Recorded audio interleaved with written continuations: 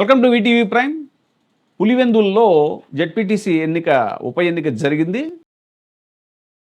35 సంవత్సరాల తర్వాత పులివెందుల్లో చాలా పారదర్శకంగా ప్రశాంతంగా ఎలక్షన్ జరిగింది అనేటువంటిది ఆంధ్రాలోని ఆ నలుగురు మీడియా రిపోర్టింగ్.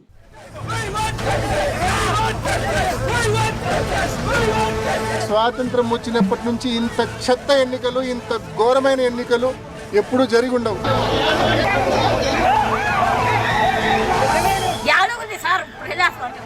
ఎందుకు మీరు ఇట్లా పోటీ ఎవరైనా ఎత్తారు?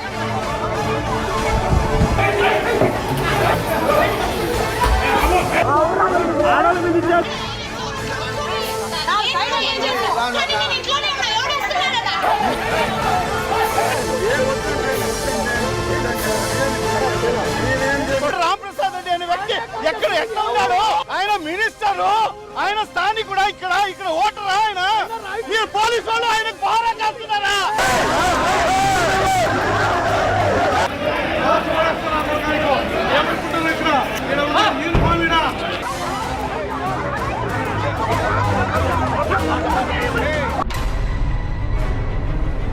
మీరేమన్నా వైసీపీ నాయకులు తల్ల పగలు కొట్టడం, లేదంటే ఓటర్లని అడ్డుకోవటం, పోలీసులు సైతం ఓటర్లను అసలు పోలింగ్ బూతుల దాకా రానివ్వకపోవటం, ఎక్కడికక్కడ కట్టడి చేసేయటం, కొంతమందిని ఇళ్ల నుంచి బయటికి రానియకపోవడం, ఇక సాక్షాత్తు ఓటర్లు, మహిళా ఓటర్లు అయితే కాళ్ళు పట్టుకుని, ఇంకా ఓటర్లు అందరూ కాళ్ళు పట్టుకుని, పోలీసులు కాళ్ళు పట్టుకుని మమ్మల్ని ఓటు వేయనివ్వండి అని చెప్పేసి కాళ్ళు పట్టుకుని అడగటం, ఇలాంటి దృశ్యాలు మీరు ఏమైనా చూసి ఉంటే అవన్నీ కూడా అభూతకల్పనలు, అబద్ధాలు, ఇక మీ భ్రాంతి అనేటువంటిది ఆ మీడియా రిపోర్టింగ్.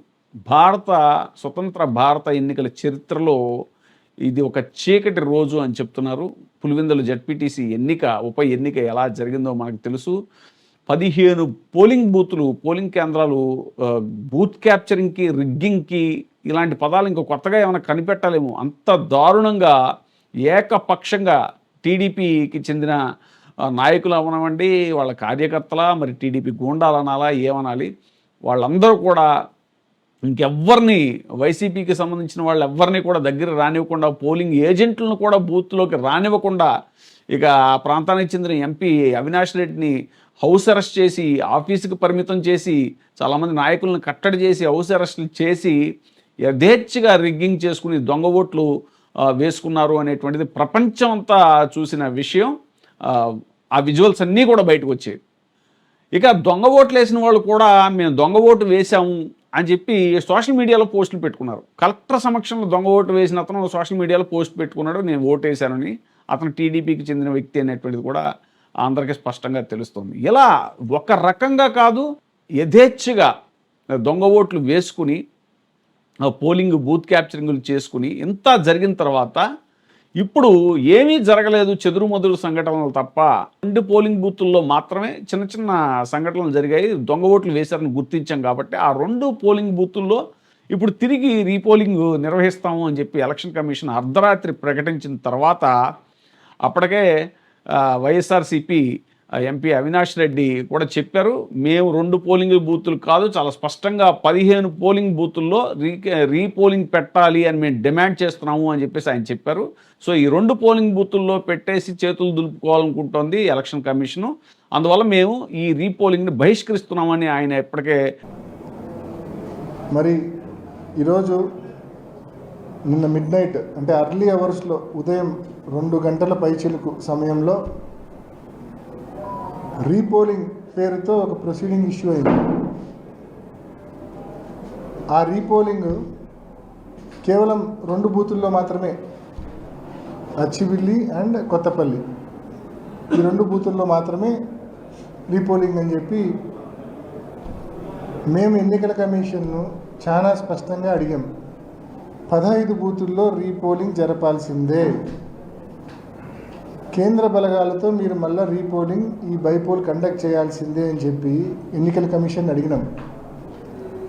అండ్ కోర్టును కూడా ఆశ్రయిస్తూ ఉన్నాం. కేవలం కంటి తుడుపు చర్యగా